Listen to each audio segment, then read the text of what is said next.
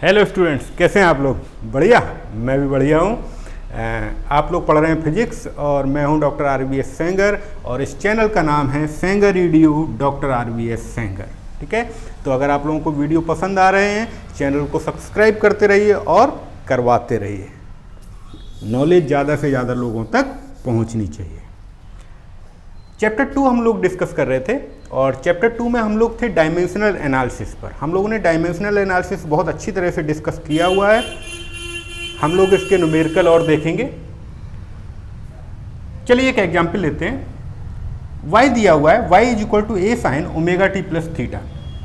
यहाँ पर y लिखा हुआ है कि डिस्प्लेसमेंट है और आपको डिटरमाइन करना है, determine the dimension of a small a और ओमेगा। ठीक है, तो डायमेंशनल एनालिसिस का वही कॉन्सेप्ट है कि कोई इक्वेशन दी गई है, उसमें जितने भी टर्म होते हैं उन सब का डायमेंशन हमेशा सेम होता है। तो इसका मतलब क्या हुआ, अगर y डिस्प्लेसमेंट है तो इसका डायमेंशन क्या हुआ, l। यहाँ पर देखते हैं, राइट हैंड साइड में देखते हैं, राइट हैंड साइड में एक ही टर्म लिखा हुआ है, यानी इस पूरे टर्म का डायमेंशन एक ही होगा। वो कितना होगा, कैपिटल L। ठीक है, तो इस पूरे टर्म का डायमेंशन तो हमें पता चल गया कितना है, L। अब यहाँ पर देखिए sign omega t plus theta, मुझे नहीं पता यहाँ पर कितनी वैल्यू होगी, लेकिन ये है तो कांस्टेंट, तो ये तो डायमेंशन लेस हो गया। इसका मतलब अगर हम ए की डायमेंशन की बात करें तो ए की डायमेंशन कितनी हो जाएगी, L। अब हमें निकालना है डायमेंशन ओमेगा की। देखो omega t plus theta, theta आपको पता है, थीटा क्या होता है, एंगल होता है और डायमेंशन लेस क्वांटिटी होती है। और सिमिलरली थीटा के साथ ओमेगा टी ऐड है, इसका मतलब ओमेगा टी की पूरी की डायमेंशन कैसी होगी, डायमेंशन लेस। यानी ओमेगा टी की अगर हम डायमेंशन की बात करेंगे तो ओमेगा टी की डायमेंशन लेस का मतलब, और भी हम आगे लिख सकते हैं पावर 0 लगा के। ठीक है, तो ये तो हो गया ओमेगा टी का। यानी अब ओमेगा की अलग कर लेते हैं क्योंकि हमें ओमेगा की निकालनी है। टी टाइम है, टाइम की डायमेंशन आपको पता है कितना हो गया, ये हो गया।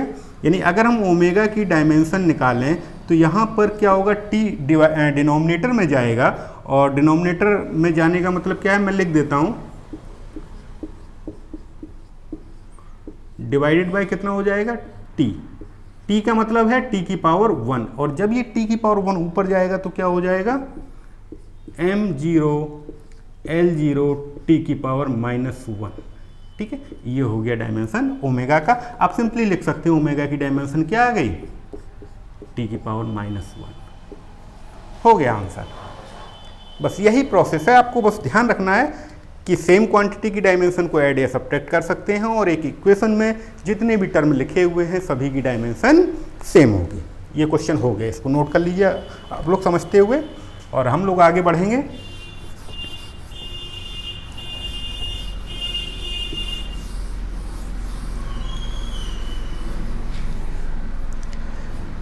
और एग्जाम्पल लेते हैं, एक एग्जाम्पल लेते हैं। एग्जाम्पल यंग मॉडुलस दिया हुआ है,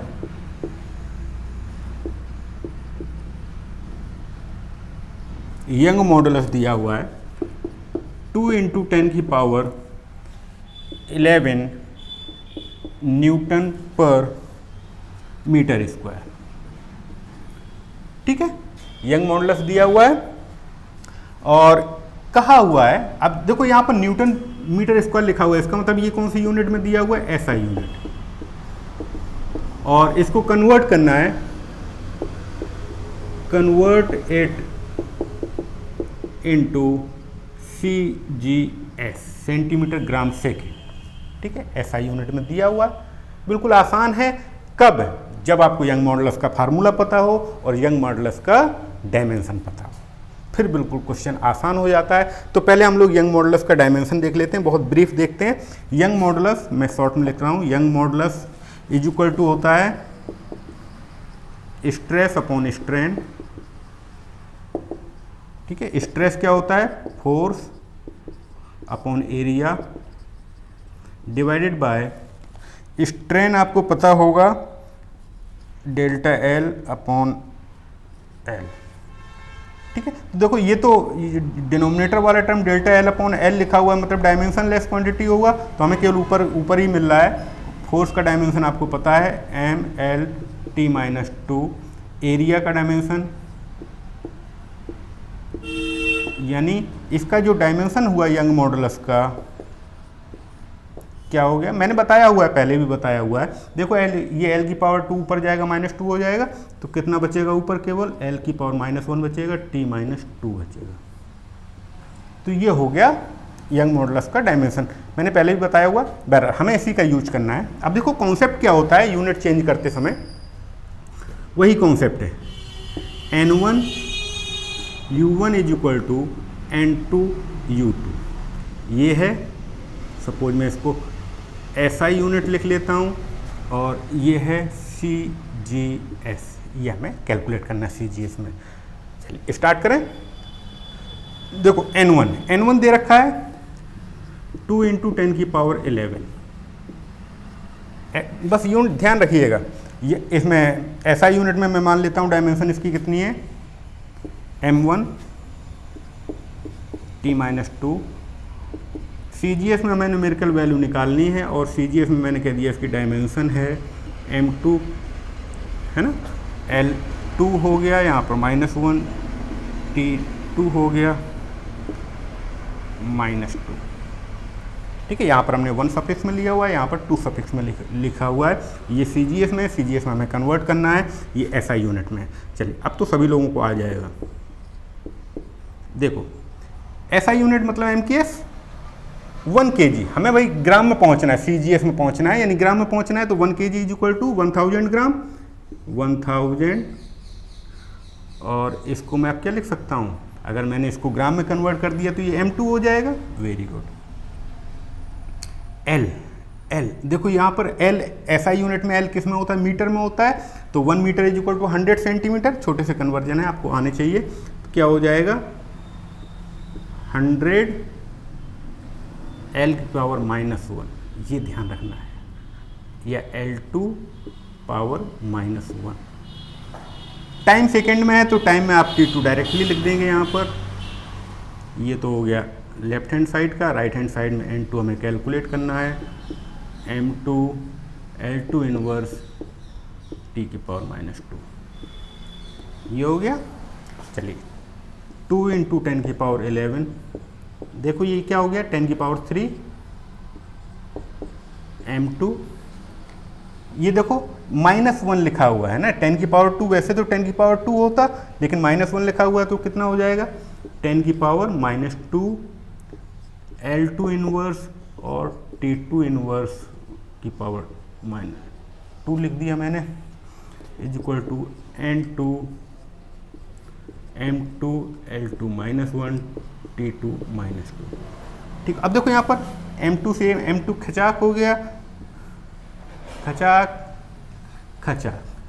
ठीक है, राइट हैंड साइड में कितना बचा, मैं यहाँ पर राइट हैंड साइड पहले लिख देता हूँ, N2 इज इक्वल टू, देखो 2 की पावर 10 की पावर 11 था, 10 की पावर 3, 10 की पावर -2, तो ये कितना बचेगा 10, केवल 10 बचेगा, यानी आंसर आ जाएगा 2 इंटू 10 की पावर 12 डाइन पर सेंटीमीटर स्क्वायर। आंसर आ गया, ये क्या आ गया आंसर। ठीक है, हो गया CGS में। चल, तो क्वेश्चन को करने के लिए की पॉइंट क्या था, यंग मॉडुलस का आपको फार्मूला आना चाहिए और उसकी डायमेंशन आनी चाहिए। ठीक है, चल आगे पढ़ते हैं अगला न्यूमेरिकल।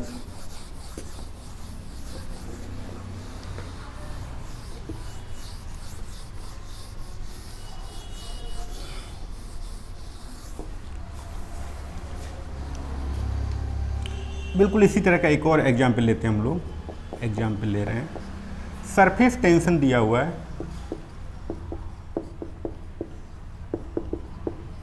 सरफेस टेंशन दिया हुआ है इन CGS। ध्यान रखिएगा CGS में अब दिया हुआ है, पहले SI यूनिट में दिया हुआ, अब CGS में दिया हुआ, कितना दिया हुआ 72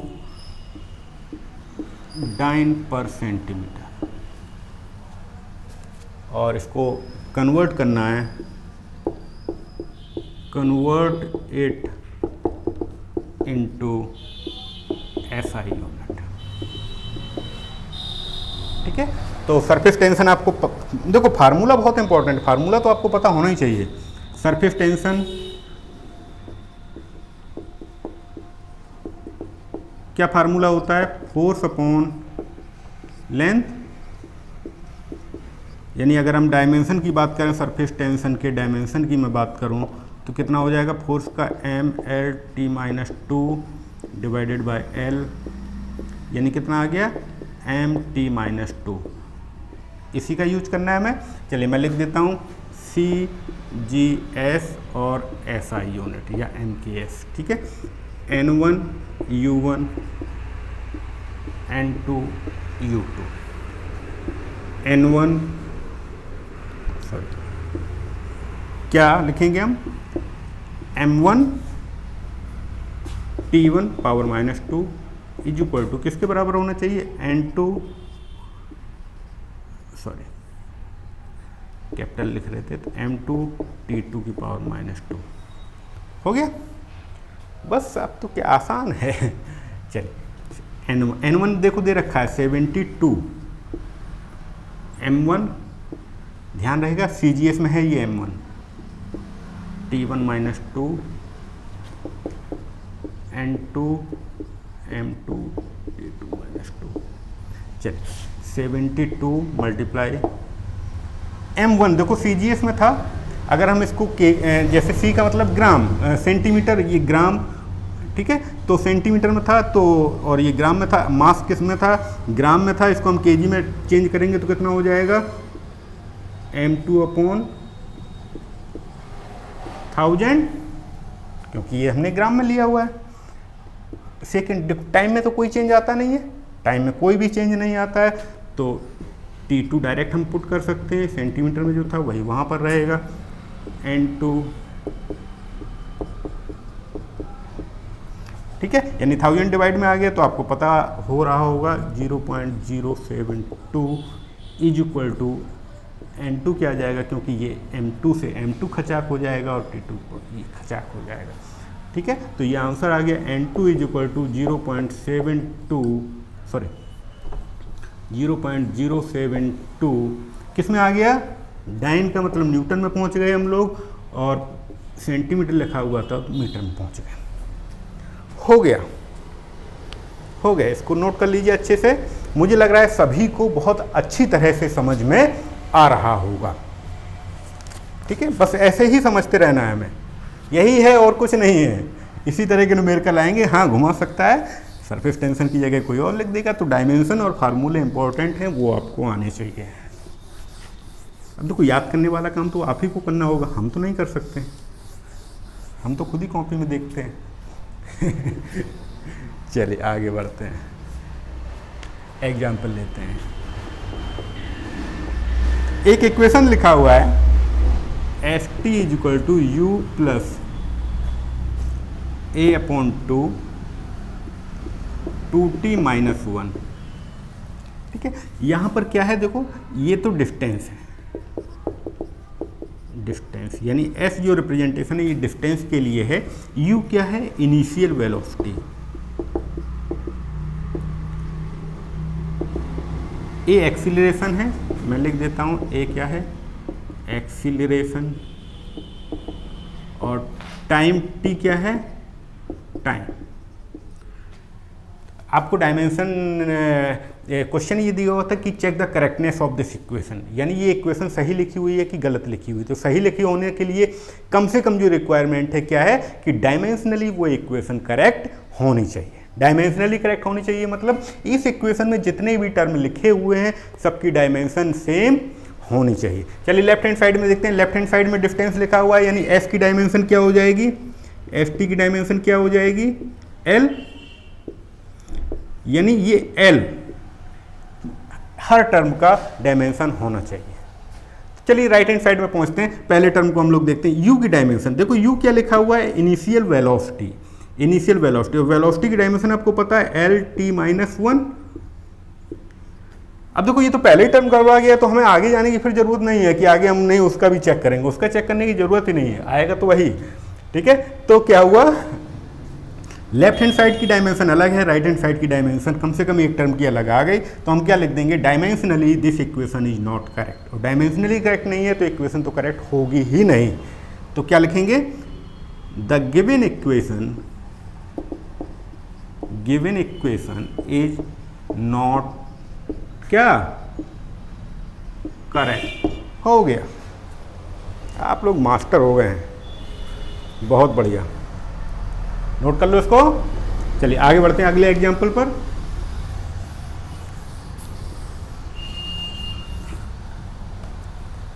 हाँ, एग्जाम्पल,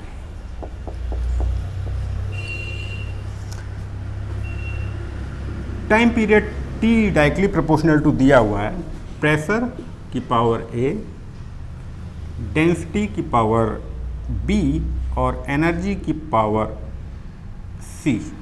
मैं लिख देता हूँ क्या है इसमें, P for pressure, D for density और E फॉर एनर्जी। ठीक है, T भी लिख देता हूँ, नहीं तो कहोगी क्या है, टाइम पीरियड। ठीक है, और अब आपको इसमें चेक करना है कि डायमेंशनली सॉरी ए, इसकी डायमेंशन निकालनी है हमें बेसिकली, ए बी और सी डायमेंशन आ जाएगी तो हमें रिलेशन पता चल जाएगा, टाइम का इन क्वांटिटी क्या के साथ क्या रिलेशन है वो हमें फाइंड करना है। तो हम लिख देंगे फाइंड द रिलेशन टी।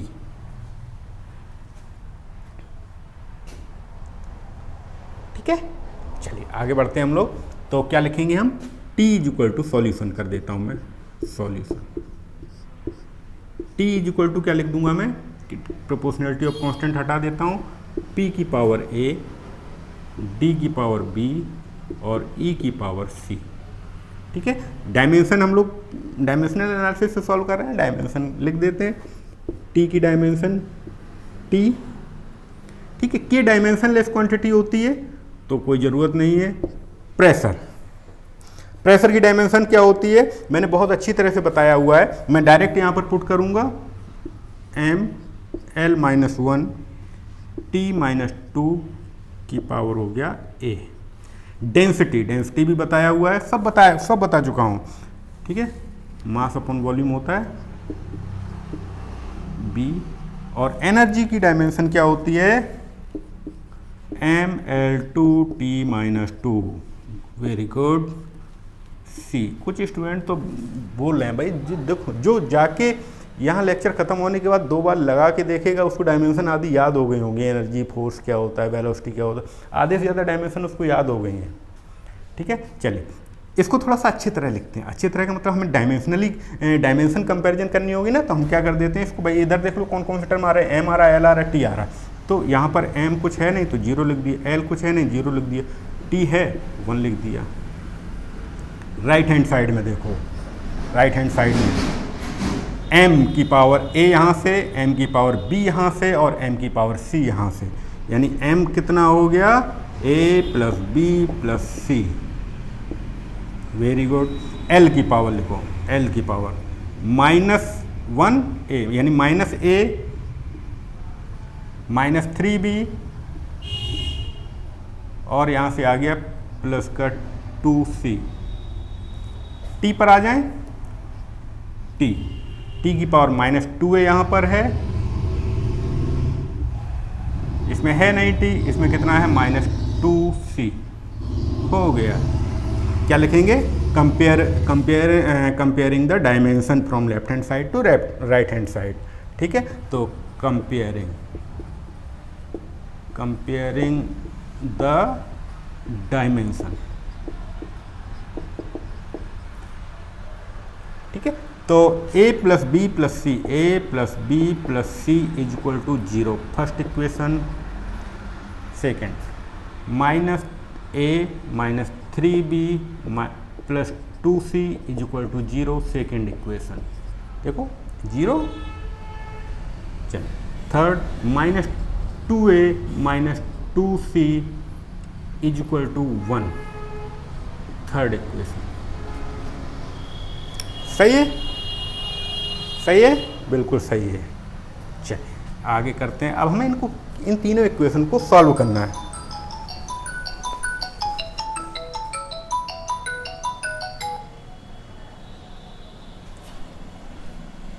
हमें इन तीनों इक्वेशन को सॉल्व करना है। सॉरी फोन आ गया था। इन तीनों इक्वेशन को सॉल्व करना है। चलिए इक्वेशन 3 से मैं स्टार्ट करूंगा। इक्वेशन 3 से स्टार्ट करता हूं मैं। देखो ये क्या लिखा हो, -2, तो इसको हम क्या लिख देंगे, -2a + c = 1, यानी a + c = कितना आ गया, -1/2। ठीक है। अब इक्वेशन 1 से इक्वेशन नंबर इसको मैं लिख देता हूँ 4। ठीक है, तो इक्वेशन 1 माइनस इक्वेशन 4 क्या आ जाएगा, देखो a + c ये कट जाएगा, है ना, b की वैल्यू हमें मिल जाएगी। क्या हो जाएगा, देखो a + b + c था, माइनस a ये हो गया, तो क्या बचेगा, b अकेला बचेगा, और b अकेला बचेगा 0 - 1/2, यानी b = आ गया हाफ। b आ गया, b की वैल्यू हमें पता चल गई। ठीक है, अब क्या किया जाए, b की वैल्यू पता चल गई। अब हम आते हैं इक्वेशन नंबर 2 पर। इक्वेशन नंबर 2 पर आते हैं। चलिए इक्वेशन 2 पर क्या लिखा हुआ है, a, यानी यहां से देखो ध्यान से देखो, -a - 3b + 2c = 0 लिखा हुआ था। b की वैल्यू मैं लिख दूं, b की वैल्यू मैं लिख देता हूं, -a - 3, b की वैल्यू है 1/2 + 2c = 0, और यहाँ से हमें पता चल गया क्या आ जाएगा, -a + 2c = देखो ये इधर दूसरी साइड जाएगा तो प्लस का 3/2 हो जाएगा, 3/2। इक्वेशन नंबर 5 लिख दो इसको। अब बताओ कुछ समझ में आ रहा है, कुछ समझ में आ रहा है, कैसे किया जाए इसको, कैसे किया जाए, बोलिए। आप लोग करिए, मैं भी करता हूँ, आप लोग करते रहिए, मैं भी करता हूँ इसको।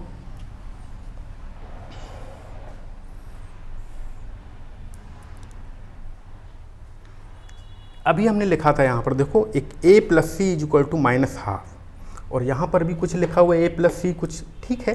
तो हम क्या करेंगे, फ्रॉम इक्वेशन 4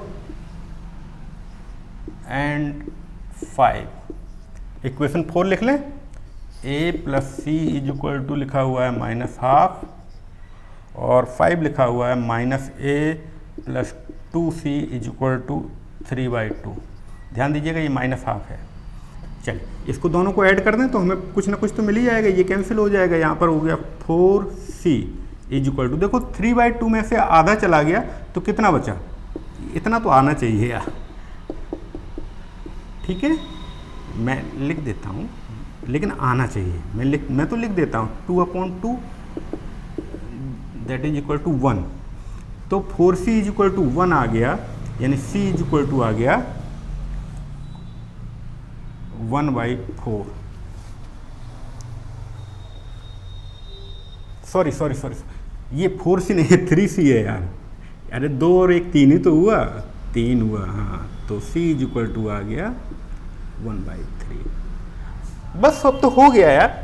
देखो b भी आ गया, c भी आ गया। अब किसी भी इक्वेशन में आप पुट कर दीजिए। चलिए मैं इसी में पुट कर देता हूँ, इक्वेशन नंबर 4 में ही पुट कर देता हूँ। इक्वेशन 4 ये लिखी हुई थी, मैंने अभी बताया था, a + c = -½ देखो a + c = -½ था, तो c की वैल्यू पुट कर देता हूँ, a + 1/3 = -½ यानी a = कितना आ गया, -½ - 1/3। ठीक है, इसको आप लोग सॉल्व कर लीजिएगा, इतना तो आना चाहिए, कर पाएंगे मुझे लग रहा है। और ये आ जाएगा -5/6। हो गए तीनों।